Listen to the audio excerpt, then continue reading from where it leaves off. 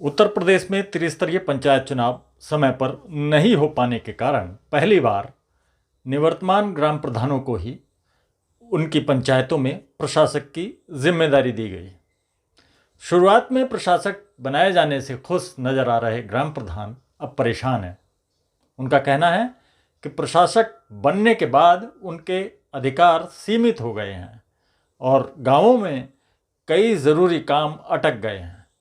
बड़ी बात यह है कि सरकार के विकास कार्यों की गति बनाए रखने के दावे की हवा निकल गई है, जबकि नई व्यवस्था इसी दावे के साथ की गई थी। मामला अब पंचायती राज मंत्री ओम प्रकाश राजभर तक पहुंच गया है। पंचायत राज मंत्री ने भरोसा दिया है कि पंचायतों के विकास कार्यों में किसी भी तरह की परेशानी नहीं आने दी जाएगी। उन्होंने कहा कि जो भी दिक्कतें सामने आ रही हैं उन्हें दूर किया जाएगा और रूटीन व नीतिगत कार्यों को लेकर जल्द ही एक स्पष्ट आदेश शासन की ओर से जारी कराया जाएगा। लेकिन सवाल ये है कि आखिर ग्राम प्रधानों की परेशानी क्या है। निवर्तमान प्रधानों का कहना है कि प्रशासक बनने के बाद उनके हाथ बंधे हुए हैं। वो हैंडपंप की मरम्मत, रिबोरिंग, जरूरी सामग्री की खरीद और सफाई जैसे बुनियादी काम भी आसानी से नहीं करा पा रहे हैं। हालात ये हैं कि कई मामलों में फाइलें जिलाधिकारी कार्यालय में महीनों तक अटकी रहती हैं। खराब हैंडपंप की मामूली मरम्मत पर करीब 6,000 रुपये और रिबोरिंग पर करीब 25,000 रुपये तक खर्च आता है। लेकिन प्रशासक के तौर पर इन कार्यों को कराने को लेकर स्पष्टता नहीं होने के कारण ग्रामीणों को परेशानी का सामना करना पड़ रहा है। अब सबसे बड़ा सवाल बजट को लेकर है।